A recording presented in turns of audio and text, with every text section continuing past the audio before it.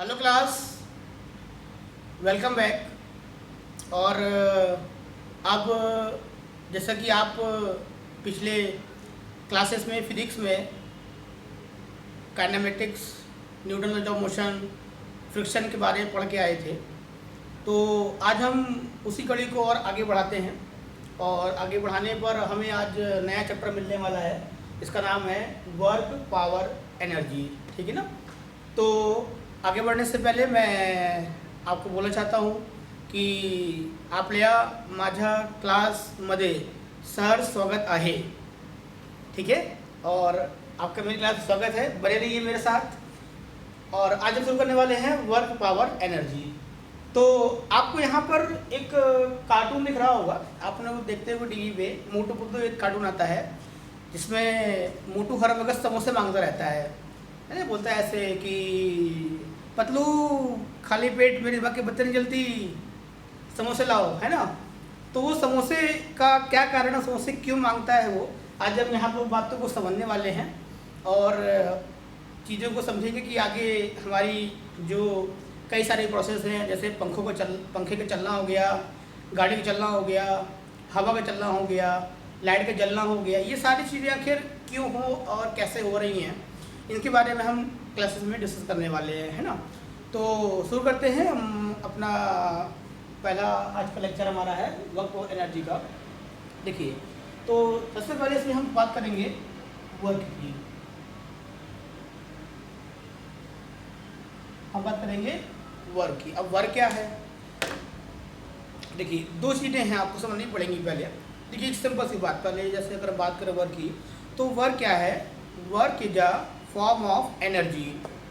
Work is a form of energy. Work energy का है, ये एक फॉर्म है। ठीक है ना? सबसे पहले आपको पूछना है कि वर्क क्या है, तो आप बोलोगे work is the form of energy. पहली बात तो ये हो गया, राइट? ठीक। अब यहाँ पर क्या है कि एनर्जी और वर्क एक दूसरे से रिलेटेड हैं।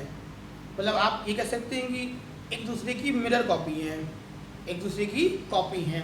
मतलब अगर हमारे पास एनर्जी नहीं है, हमारे पास एनर्जी नहीं है, तो हम कोई काम नहीं कर सकते। जैसे मान लीजिए कि आपने 2 दिन से खाना नहीं खाया हो और आपसे बोला जाए कि भैया 2 किलोमीटर चल के दिखाओ या पढ़ाई करके दिखाओ, राइट? या अगर गाड़ी में हमारे पेट्रोल या डीजल नहीं है तो गाड़ी आगे नहीं बढ़ सकती। या अगर हमारी बैटरी, फ़ोन की बैटरी चार्ज नहीं है तो हमारा फ़ोन नहीं चल सकता आगे, है ना? घर में अगर लाइट नहीं आ रही तो हमारे जो भी अप्लायंसेस हैं, टीवी, फ्रिज, कूलर वगैरह, वो सब भी नहीं चल सकते। मतलब हमें कोई भी काम करने के लिए वर्क करने के लिए हमें एनर्जी की ज़रूरत पड़ती ही है ना? तो हम ही कह सकते हैं कि एनर्जी को एक जगह से दूसरी जगह फ्लो कराने के लिए जो भी प्रोसेस है, that is a work. Energy को एक जगह से दूसरी जगह फ्लो कराने के लिए जो भी प्रोसेस है, हम उसको वर्क में बोल सकते हैं, वो हमारा वर्क कहला सकता है। अब जैसे इसको ऐसा समझेंगे कि आपको भूख लगती है, ठीक है? आपको भूख लगती है, या जैसे मोटू है, मोटू को भूख लगी, है ना? तो उसने क्या किया, उसने समोसे खाए, समोसे वाले भैया के हिसाब से समोसे उसने लिए, वो खा गया और उसके बाद ताकत आ गई। अब वो जॉन द डॉन से भी कर सकता है, फुलफुली नगर में जो भी मतलब केसेस हो रहे हैं उनको वो देख सकता है ना? वो जंप कर सकता है, वो खेल सकता है। लेकिन अगर इसको समोसे ना खिलाए जाए तो ये कोई भी काम नहीं कर सकते। ये बोलते रहेगा पतलू मेरे दिमाग की बत्ती नहीं जलती, समोसे खिलाओ, है ना? तो ऐसा क्यों हो रहा है? क्योंकि हमारी बॉडी को काम करने के लिए एनर्जी चाहिए। हम कहाँ से एनर्जी लेते हैं? फूड से, राइट? तो अब फूड में क्या होता है कि अब जैसे हमने खाना खाया, राइट? हमने कोई भी खाना खाया तो वो डाइजेस्ट हुआ, उससे एनर्जी बाहर निकली, वो हमको बॉडी भी मिली, और उस बॉडी में या हमारी बॉडी में हमने आगे चल के काम कर दिया। हमने पढ़ाई कर ली, हम दौड़ गए, हम बोल रहे हैं, जैसे मैं आज पढ़ा रहा हूँ, आप भी सुन रहे हैं, तो मेरे पास एनर्जी है तो मैं बोल पा रहा हूँ ना। एनर्जी नहीं होती, मैंने मान लीजिए 4 दिन खाना नहीं खाया होता तो मैं कहाँ बोल पा रहा होता, या बस ऐसे बोला होता वेलकम क्लास, आज हम, मतलब ऐसा बोल रहा था ना, मतलब बिल्कुल डल आवाज़ में होते। और आपको भी अगर खाना नहीं मिला होता तो आप कहते अरे सर रहने दीजिए, पहले खाना खिलाइए, होता ना ऐसा। तो ये बहुत सारी बातें हैं जो आपको अपने आसपास देखने को मिल जाएंगी कि वर्क एनर्जी बिल्कुल रिलेटेड हैं। एक अगर नहीं है तो दूसरा जो है मुश्किल है उसका होना, राइट। तो अब एनर्जी फ्लो समझ रहे हैं मेरी बात को। खाना खा रहे हैं आप, हमने खाना खाया, हमको एनर्जी मिली, हमने कोई काम किया, राइट, तो एनर्जी फ्लो कर रही है।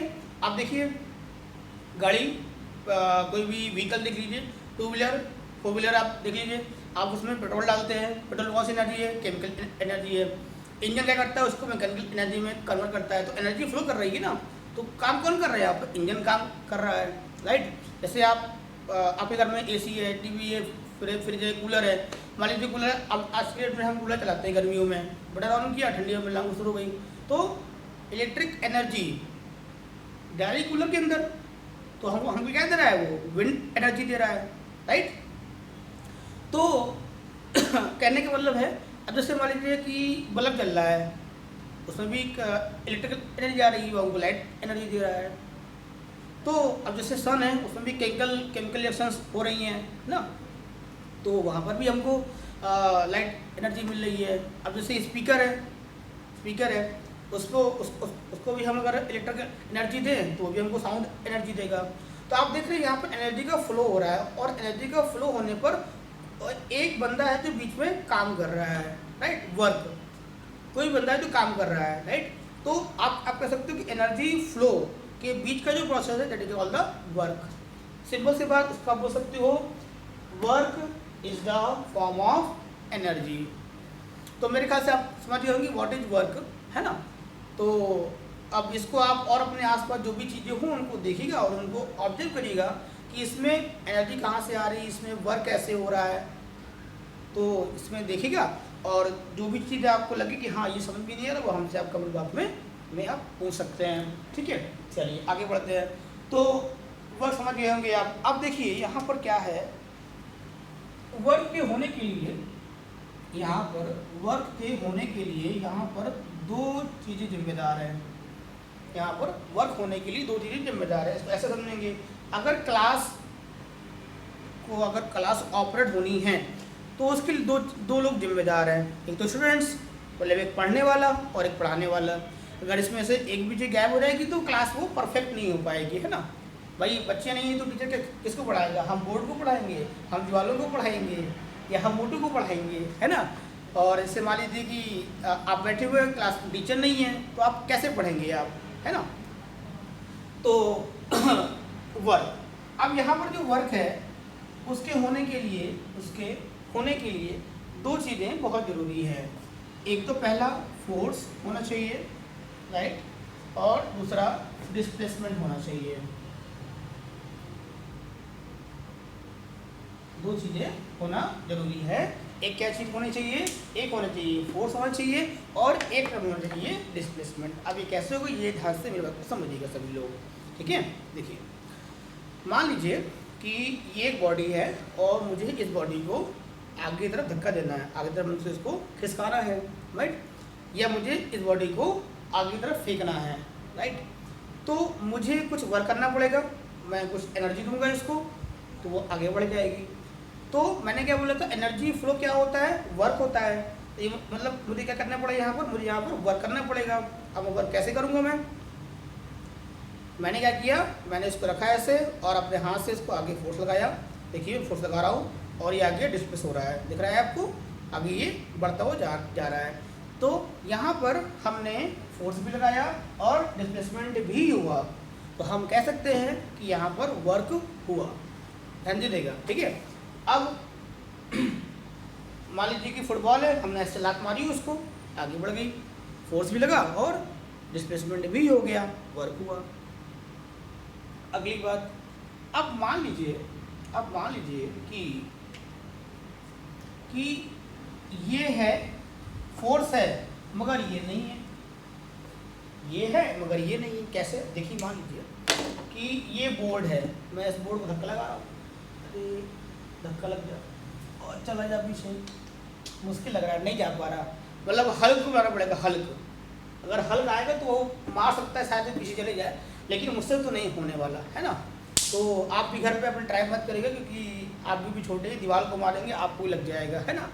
तो अब देखिए ये पीछे नहीं जा रही है, तो मैं तो फोर्स लगा रहा हूँ ना, तो नहीं है, देखो नहीं जा रहा, मतलब मैं कितना भी फोर्स लगा लूँ ये बोर्ड पीछे नहीं जाने वाला, मतलब इसका जो डिस्प्लेसमेंट है वो बिल्कुल भी नहीं होने वाला, वो जैसा वैसा ही रहने वाला है। तो अब यहाँ पर क्या हुआ कि डिस्प्लेसमेंट यहाँ पर नहीं हुआ, इस केस में यहाँ पर डिस्प्लेसमेंट नहीं हुआ।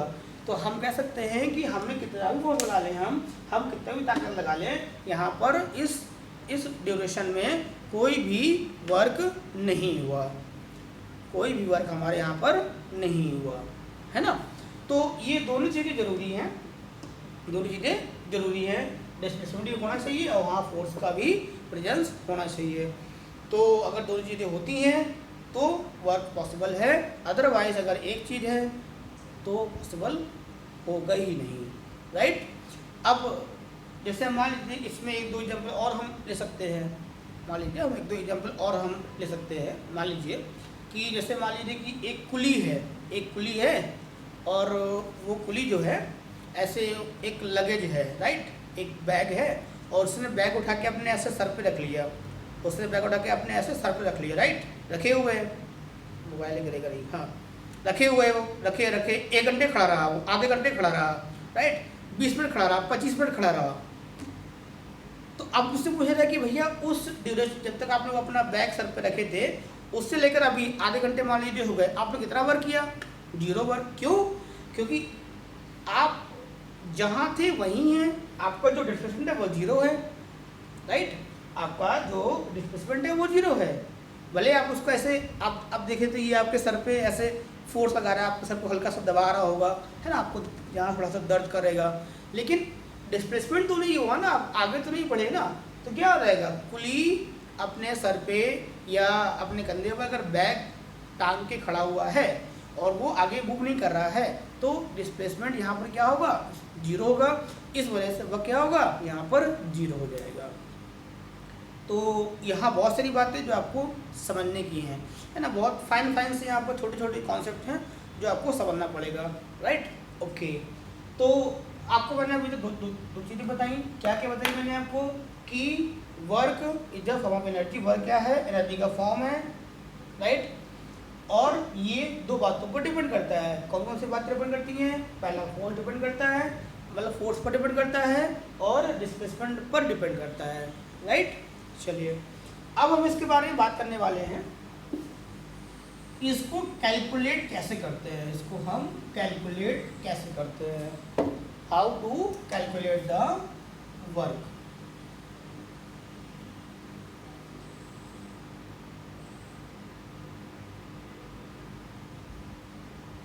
ये राइट, अब कैसे कैसे कैसे कैसे हम करेंगे कैलकुलेट, पहले ध्यान से देखिएगा, देखिए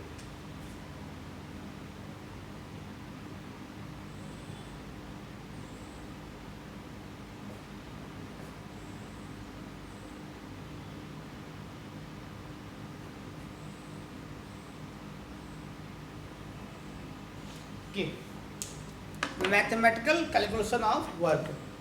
अब ये मैथमेटिकल कैलकुलेशन हमने क्यों बोली? देखो एक सिंपल सी बात है, आपको समझना पड़ेगा बात को। अब आप थोड़ा सा और अभी ग्रो हो रहे हो, अब आप और आगे क्लास में जा रहे हो, आपको बात समझनी पड़ेगी कि भैया फिजिक्स को अच्छे तरीके से समझने के लिए अगर आप ध्यान से देखें तो मैथमेटिक्स का बेस होना ज़रूरी है। आप विदाउट मैथमेटिक्स के फिजिक्स को नहीं समझ सकते। जैसे हमने कहा कि वर्क तो एनर्जी का फॉर्म, अच्छी बात, वेरी गुड, लेकिन हम बोल रहे हैं कि कितना वर्क हुआ, कितना वर्क नहीं हुआ, कितनी एनर्जी खत्म हो गई। तो इसको काउंट करने के लिए आपको एक मैथमेटिकल एक्सप्रेशन की ज़रूरत पड़ने वाली है। बिना आप मैथमेटिकल इक्वेशन के आप उसको काउंट नहीं कर सकते। इसीलिए मैंने कहा कि हमारे पास क्या है, मैथमेटिकल कैलकुलेशन ऑफ वर्क, कि हम वर्क को काउंट कैसे करते हैं। चलिए ध्यान दीजिएगा, पहली बात मेरी कि वर्क के लिए 2 चीज़ें जिम्मेदार थी, क्या क्या था? फोर्स और डिस्प्लेसमेंट, राइट। चलिए हम मानते हैं कि यहाँ पर एक टेबल है, एक बड़ी सी टेबल आए हैं तिकले एक टेबल आया और टेबल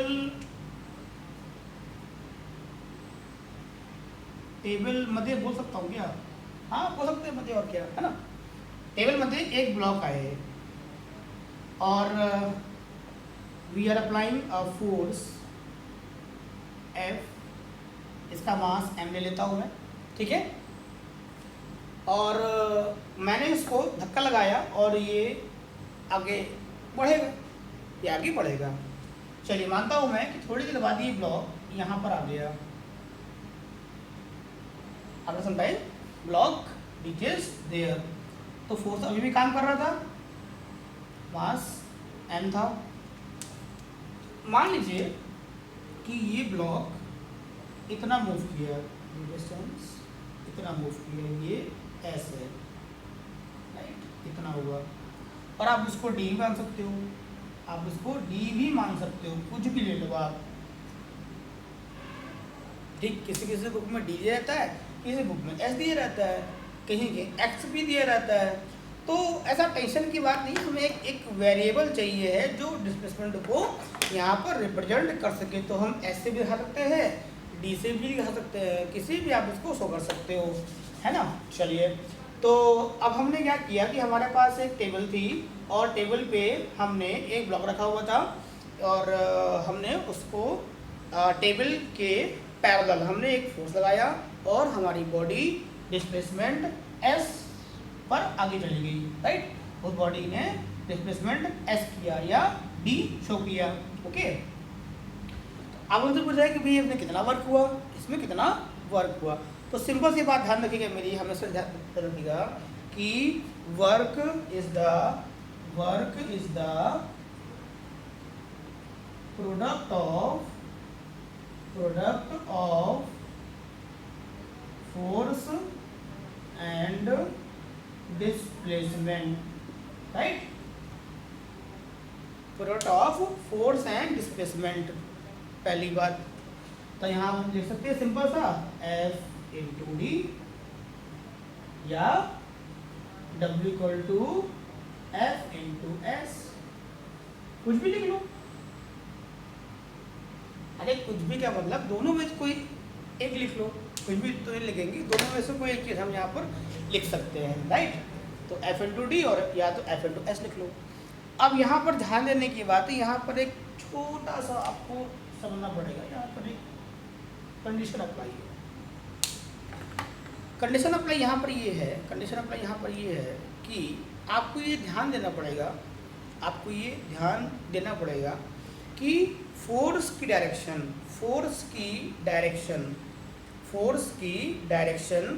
डिस्प्लेसमेंट के अलोंग होनी चाहिए।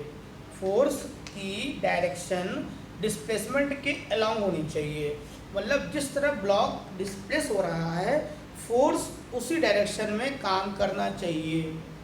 नहीं समझे मेरी बात अभी? फिर से देखिए एक बात आराम से भाई, आप यहाँ पर ध्यान से देखिए, तो यहाँ पर डिस्प्लेसमेंट की जो डायरेक्शन है वो किस तरफ है, आगे तरफ है, और पैरेलल टू द टेबल है, बराबर। यहाँ पर जो फोर्स है वो कैसा है, वो भी डिस्प्लेसमेंट के अलोंग है, उसकी तरफ है, और उस आप कह सकते हो कि उसके अलोंग है, ऐसा है ना। ये डिस्प्लेसमेंट डायरेक्शन है और ये फोर्स की डायरेक्शन है इस वाले केस में। तो यही नियम लागू होगा, ध्यान दीजिएगा, direction of force and displacement must be same. मैं इस बात यहाँ पर लिखूंगा, direction of applied force and displacement must be same, right? Direction of applied force and displacement must be same. समझ गए मेरी बात? दोबारा समझ लीजिए, direction of applied force and direction of displacement must be same, दोनों एक तरफ होने चाहिए। तो ये बात आपको ध्यान देनी है यहाँ पर। तो वर्क क्या है, product of force into displacement. एक लाइन में और जोड़ेंगे कि direction of applied force and displacement must be same, या फोर्स डायरेक्शन के अलॉन्ग होना चाहिए, या force must be in the direction of displacement. तो अगर आप ऐसा बोलते हो तो यहाँ से यहाँ तक आपकी जो डेफिनेशन बनके तैयार हुई, डेफिनेशन बनके जो तैयार हुई वो है वर्क की मैथमेटिकल डेफिनेशन। वर्क की मैथमेटिकल डेफिनेशन कि हम वर्क को मैथमेटिकली डिफाइन कैसे कर सकते हैं। तो ये आपको बात समझ में नहीं आ रही है ना, समझ में नहीं आ रही होगी, समझ में आ रही है, अच्छी बात है। तो ध्यान से देखिएगा इस बात को कि यहाँ पर ये फंडामेंटल्स जरूरी हैं, याद रखिएगा। फोर्स कैसा भी हो सकता है, फोर्स डिस्प्लेसमेंट के अलॉन्ग ही होना चाहिए, मतलब डायरेक्शन ऑफ डिस्प्लेसमेंट और direction of force must be same होना चाहिए। चलिए, तो मुझे लगता है आपको इतनी बात समझ में आ गई होंगी, और आपको जो डाउट्स हो वो आप कमेंट बॉक्स में या चैट बॉक्स में, ये लेक्चर जब भी आपको मिले तब आप उसके बेहिचक आप मुझसे पूछ सकते हैं।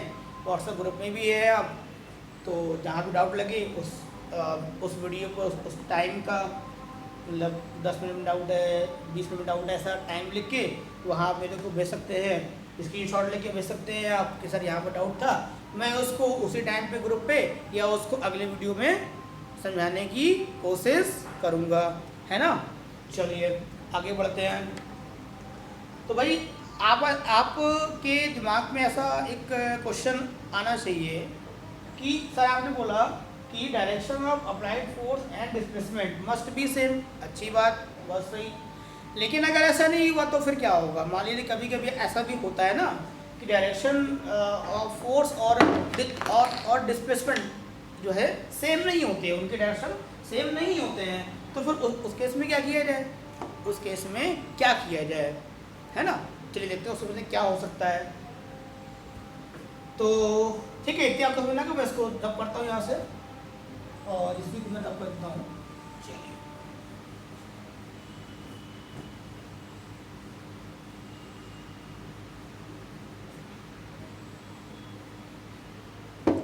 चलिए अब हम यहाँ पर एक ऐसा एग्जाम्पल लेने वाले हैं जहाँ पर फोर्स और डिस्प्लेसमेंट की डायरेक्शन सेम नहीं होगी, लेकिन फिर भी फोर्स को हम वर्क को हम काउंट करेंगे, है ना। टॉपिक वही है मैथमेटिकल कैलकुलेशन ऑफ वर्क। और अब हो जाएगा कि व्हेन फोर्स एंड डिस्प्लेसमेंट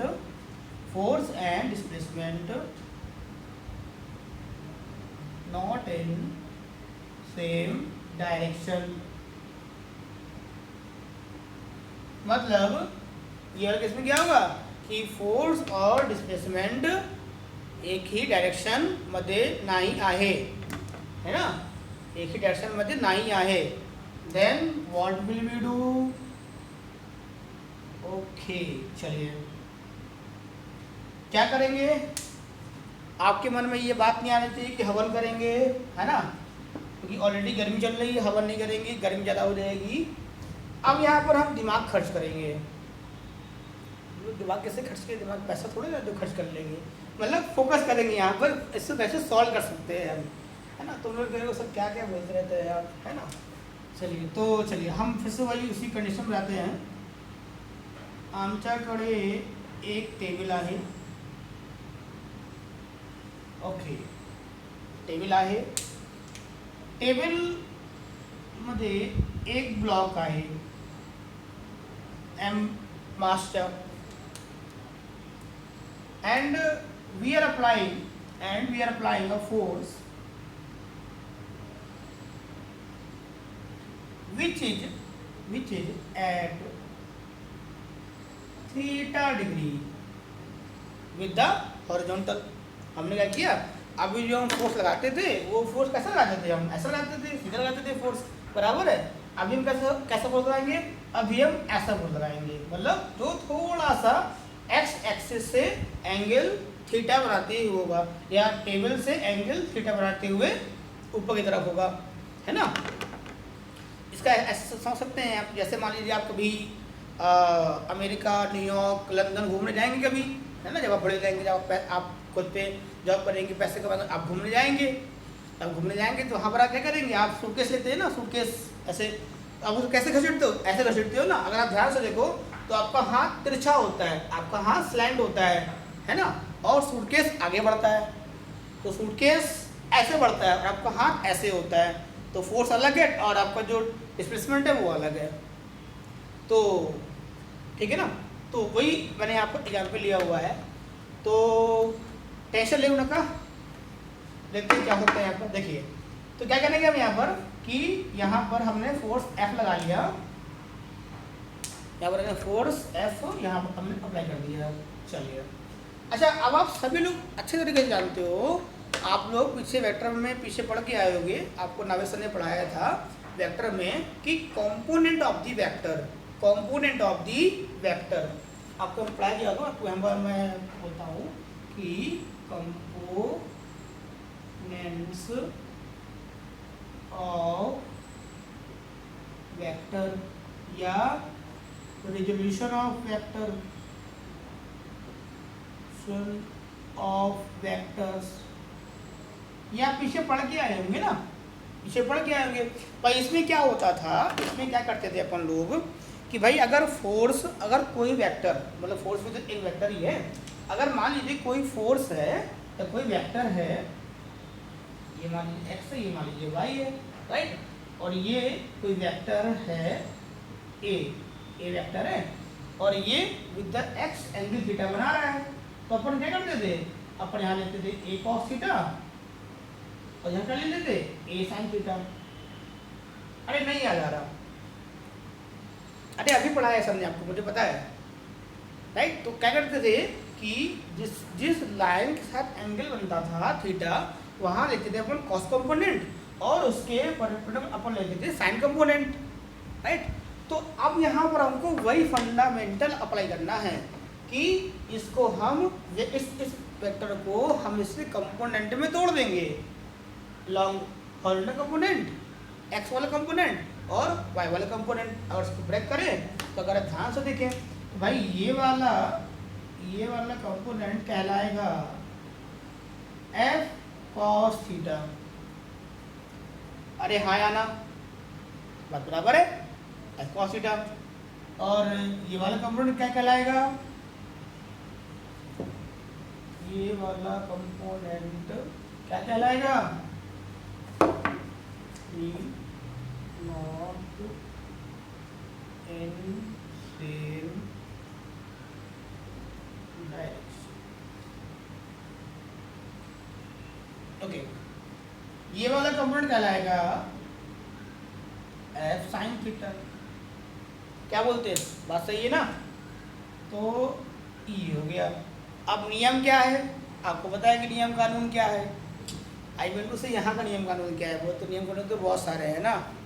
तो यहाँ का नियम कानून क्या है कि भैया फोर्स और डिस्प्लेसमेंट एक ही डायरेक्शन में होना चाहिए। तो चलो फिर काउंट कर लेते हैं इसको, हमको निकालना है वर्क। अब यहाँ पर क्या है कि भैया यहाँ फोर्स और डायरेक्शन है नहीं है, तो हम यहाँ पर वो कंपोनेंट लेंगे, हम यहाँ पर वो कंपोनेंट लेंगे जो डिस्प्लेसमेंट के अलोंग होगा। कैसा होगा, जो डिस्प्लेसमेंट के अलोंग होगा।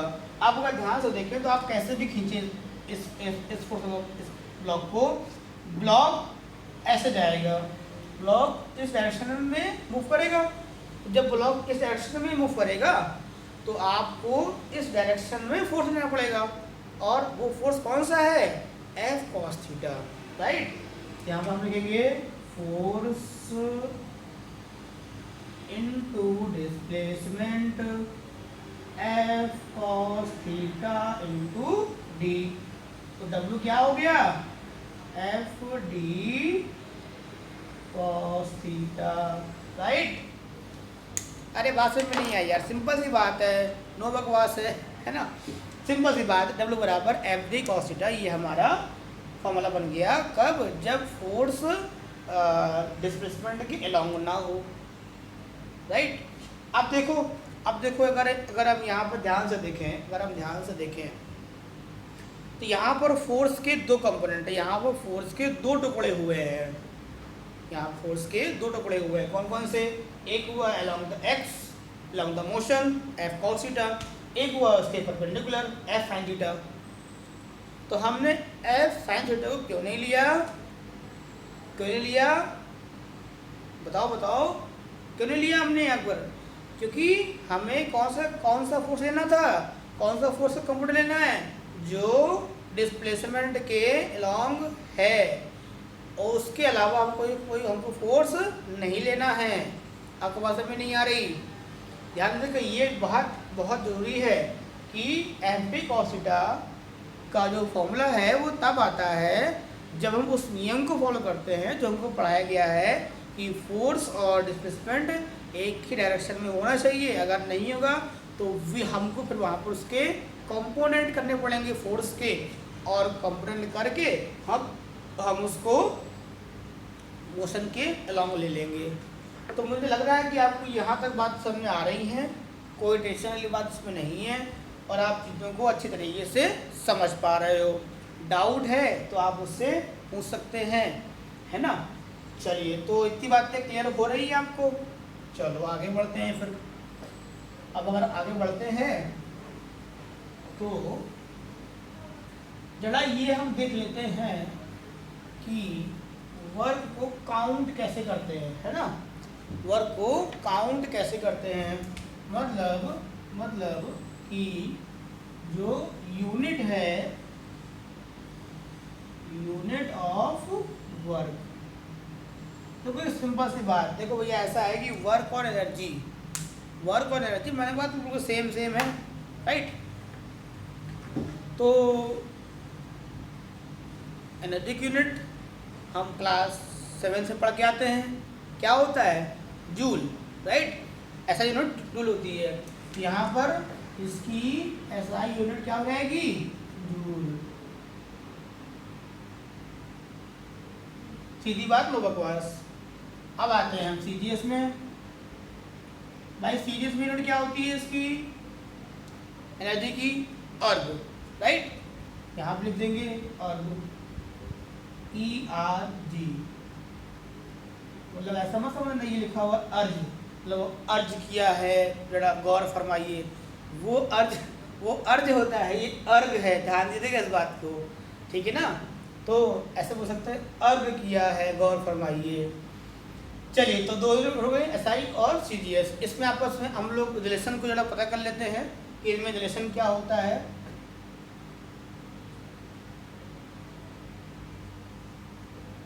1 जूल होता है 10⁷ अर्ग।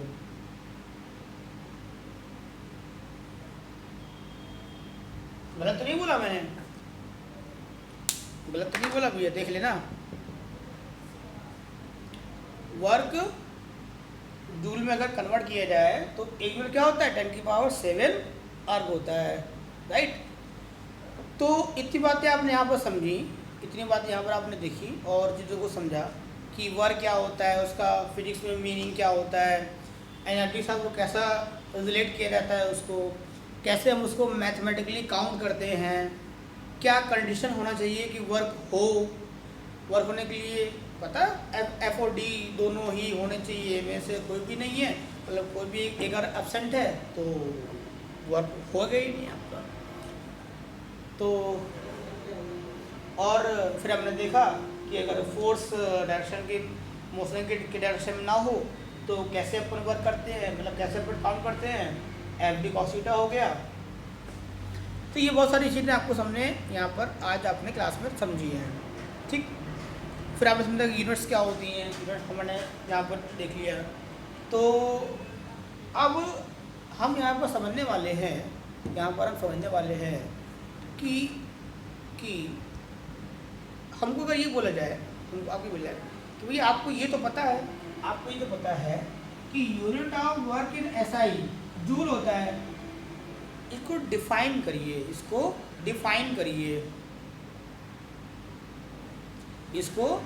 करिए। अब कैसे डिफाइन करें इसको हम कैसे डिफाइन करें? मतलब ये हमको हमको ये बोला गया है, यहाँ पर हमको ये बोला गया है कि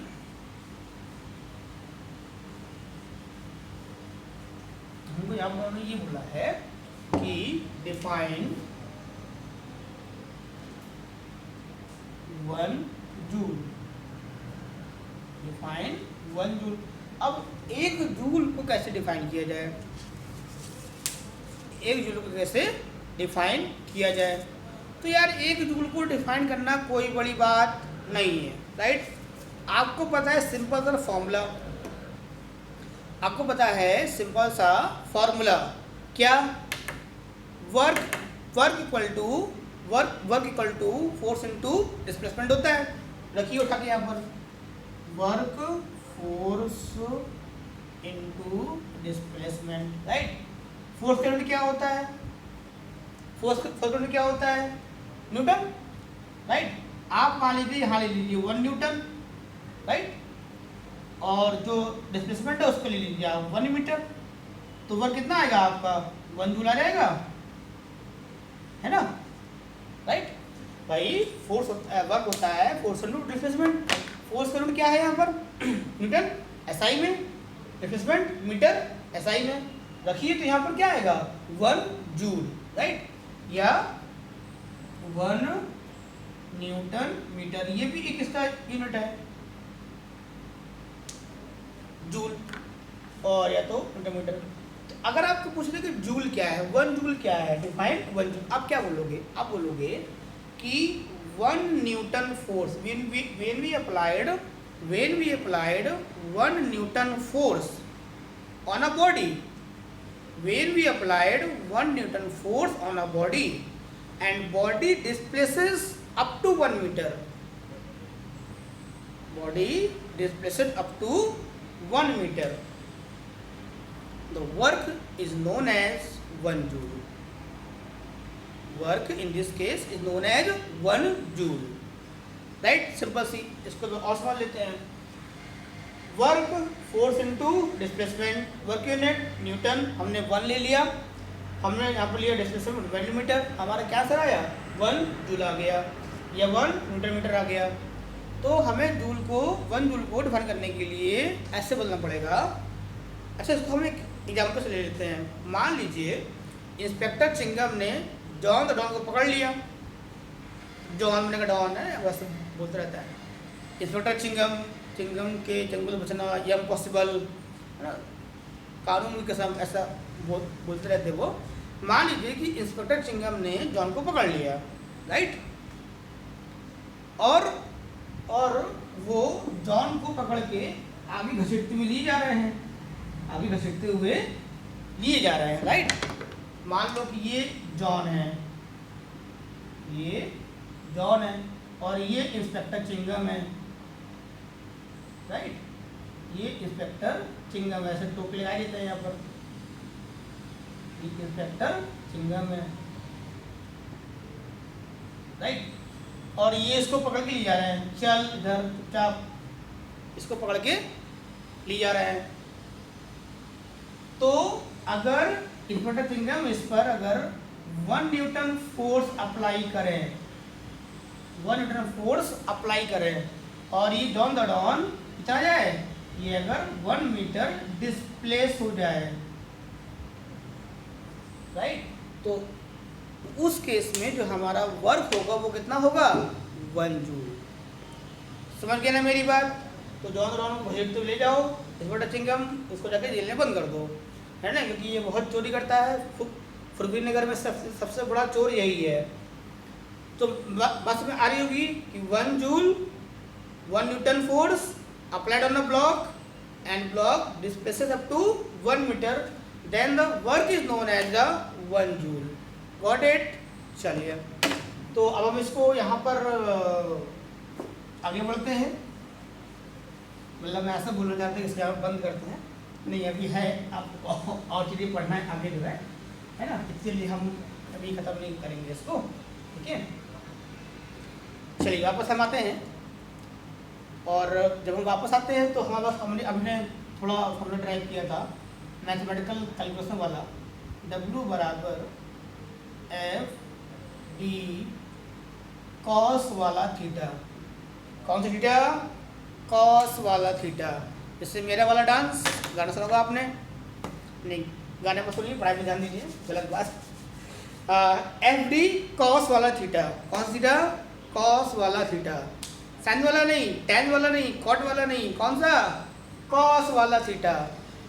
तो अब यहाँ पर अगर गौर से देखें, अगर आप ध्यान से देखें, तो यहाँ पर वर्क 3 बातों पर डिपेंड करता है। यहाँ पर जो वर्क है वो 3 बातों पर डिपेंड करता है।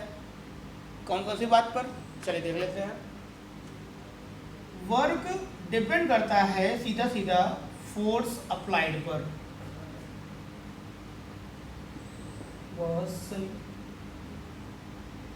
राइट। वर्क डिपेंड करता है डिस्प्लेसमेंट पर।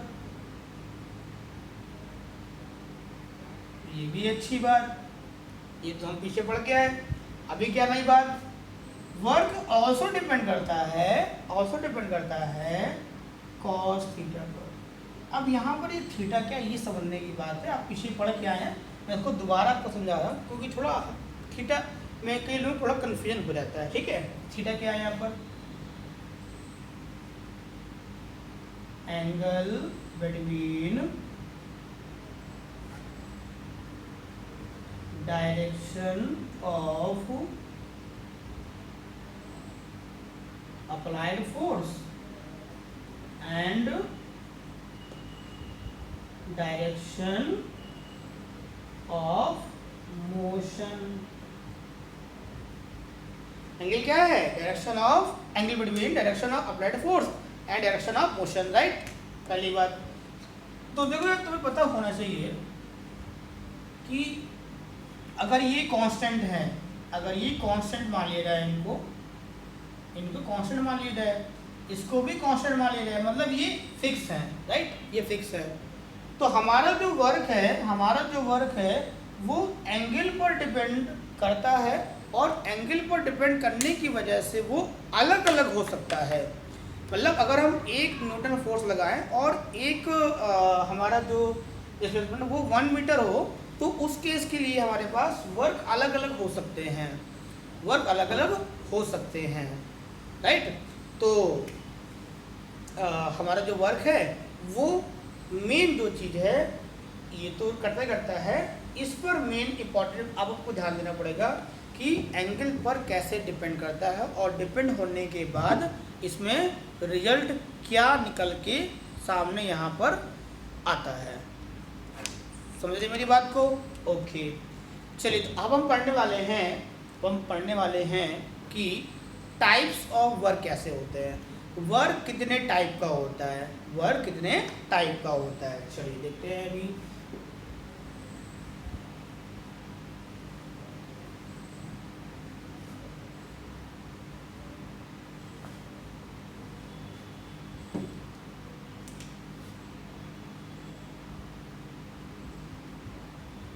Types of work.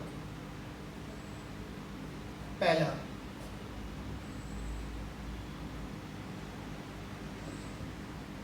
Positive work. Number 2, negative work. Number 3, zero work. ये 3 टाइप के वर्क है, positive work, negative work and zero work. अच्छा,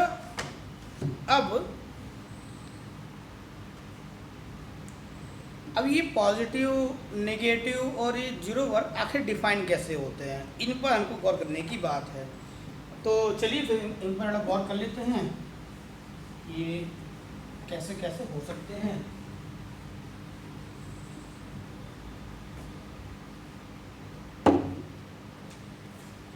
चलो भैया, पहले हम बात करते हैं पॉजिटिव वर्क की।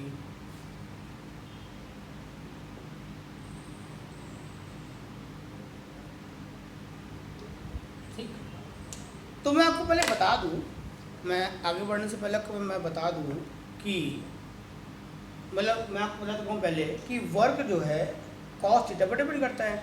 अब यार कॉस की वैल्यू ना, देखो कॉस की जो वैल्यू होती है, कॉस थीटा की जो वैल्यू है,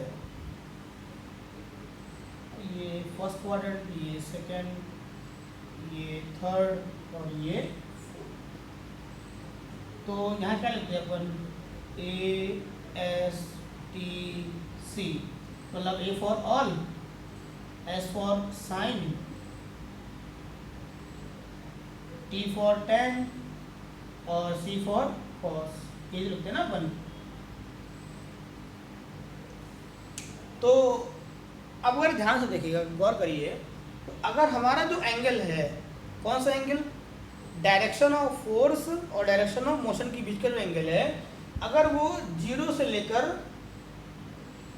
90 तक, 90 तक मतलब 90 से जस्ट पहले, लेस देन 90, मतलब हमारा अगर जो एंगल है, हमारा जो एंगल है वो अगर कुछ इस तरीके से है, वो कुछ इस तरीके से है कि वो फर्स्ट क्वाड्रेंट में आ रहा है, मतलब 90 से छोटा है, 90 से छोटा हमारा एंगल है, हमारा एंगल जो 90 छोटा है, 90 छोटा है।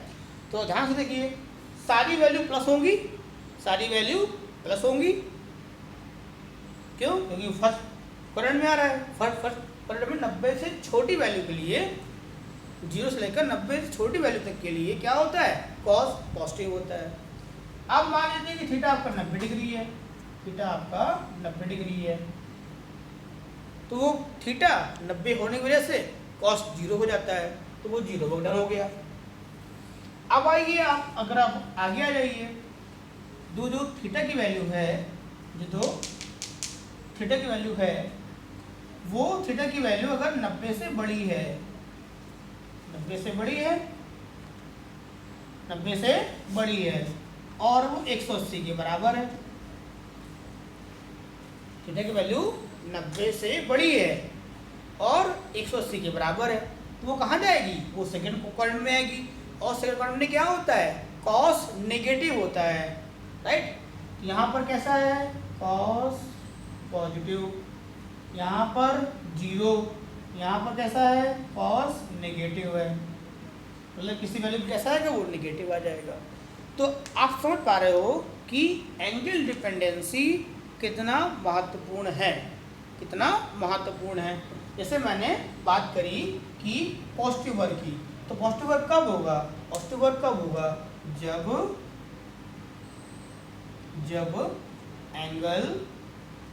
एंगल 0 डिग्री हो या फिर एंगल जो है 90 से छोटा हो।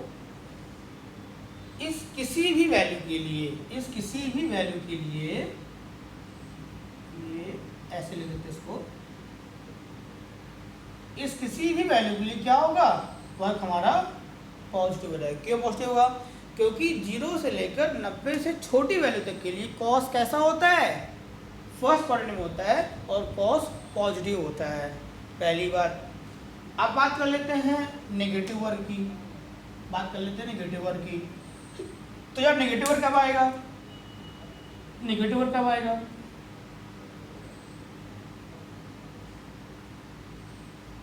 ये कब आएगा, नेगेटिव वर्क तब आएगा जब हमारा जो